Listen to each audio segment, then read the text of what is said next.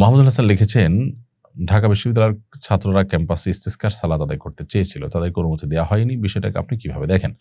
ভাই মাহমুদুল হাসান, আমাদের শিক্ষাঙ্গনগুলোকে ভয়ঙ্কর একটি জায়গায় নিয়ে যাওয়া হয়েছে। আমাদের শিক্ষার্থীদেরকে ধর্মীয় এবং মোরালিটি থেকে দিন দিন দূরে সরিয়ে দেওয়া হচ্ছে, যেটা সুস্পষ্টভাবে আমাদের সংবিধান লঙ্ঘন। সংবিধানের আলোকে সাংবিধানিক অধিকার যদি আমরা আপনার পর্যালোচনা করি, তাহলে দেখি যে সমস্ত শিক্ষার্থী তারা তাদের যার যার ধর্মের ধর্মীয় কার্যাবলী তারা চর্চা করতে পারবে।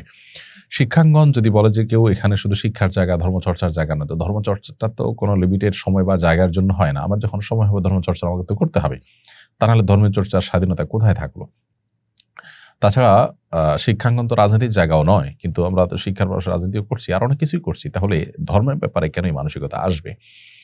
আজকে ক্যাম্পাসে যদি বৃষ্টি প্রার্থনার জন্য কোনো কনসার্ট আয়োজন করা হতো, তাহলে তো আমার মনে হয় না কোনো অনুমতি নেওয়ার প্রয়োজন হতো। খুবই দুর্ভাগ্যজনক একটা বাস্তবতার মধ্যে দিয়ে আমরা যাচ্ছি।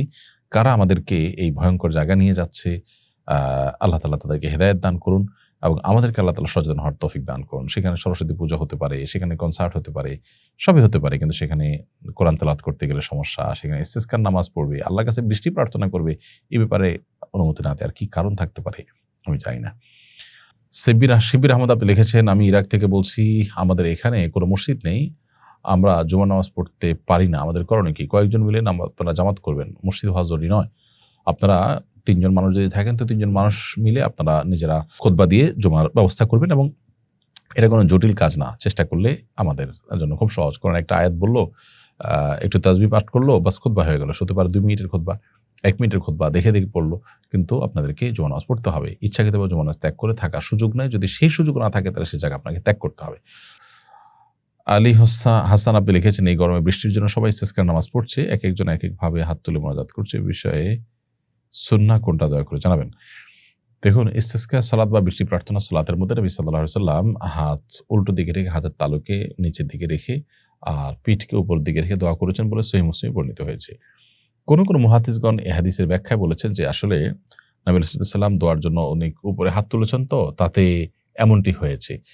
তার বগল দেখা গেছে, এত বেশি তিনি হাত উত্তোলন করেছেন। এত অতিরিক্ত হাত উত্তোলন করতে যাওয়ার কারণে মনে হয়েছে যে এরকমটি হয়ে গেছে। অর্থাৎ কেবলার দিকে হাত আর পিঠ আর তালু মাটির দিকে। এটা কেউ বলেছেন।